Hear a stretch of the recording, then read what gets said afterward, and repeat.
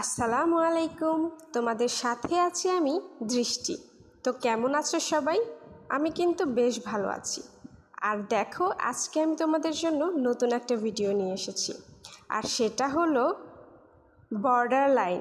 আর border লাইনটা করছি আমি গোলাপ ফুল দিয়ে। তো গোলাপ ফুল কিন্তু সবারই পছন্দ, তাই না? তোমাদের কার কী কালার গোলাপ ফুল ভালো লাগে সেটা কিন্তু আমাকে অবশ্যই জানাবে।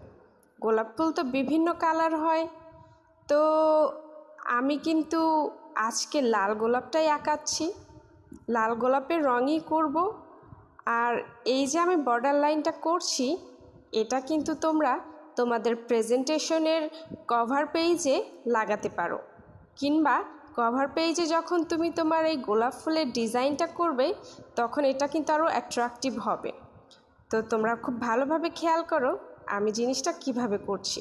এটা কিন্তু একটা পেজের জাস্ট 2 বর্ডারেই করতে হবে, তাহলে দেখতে খুব সুন্দর লাগবে। আর মাঝখানে যদি তোমার নামটি লেখো তাহলে কিন্তু একদম পারফেক্ট। তো আজকে আমি এই 3টা রঙই ব্যবহার করছি। যেহেতু তোমাদেরকে বললাম আমি লাল গোলাপ করছি, তো লাল কালারই ব্যবহার করব। তো লাল রং আমি নিয়েছি।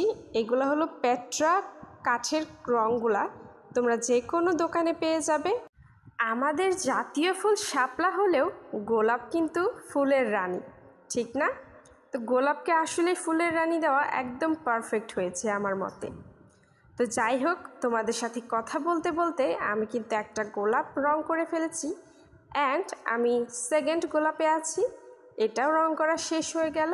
আর থার্ড গোলাপও আমি রং করে নিলাম। এখন কলিটা রং করে নিচ্ছি, আর দেন তোমাদেরকে পাতা রং করে দেখাবো। তো পাতা রং করার জন্য আমি একটা গাঢ় আর একটা হালকা সবুজ রং নিয়েছি। তো গাঢ়টা দিয়ে আমি একটু বর্ডার লাইন করে নিলাম, আর হালকাটা দিয়ে আমি ভরাট করে দিলাম পাতার রংটা। তো এভাবে আমি সবগুলা পাতা আস্তে আস্তে করে নিব। তোমরা দেখো সব ঠিকঠাক আছে কিনা। তোমরা মেবি লাইটের জন্য ফুলের আসল কালারটা বুঝতে পারছো না, তো রং করা শেষ হলে আমি একদম কাছ থেকে দেখিয়ে দিচ্ছি। এবার দেখো তো রংটা কেমন লাগছে। সবাইকে এতক্ষণ আমার সাথে থাকার জন্য ধন্যবাদ জানাচ্ছি, আর সবার কাছে অনুরোধ রইল ভিডিওতে একটি লাইক দেওয়ার।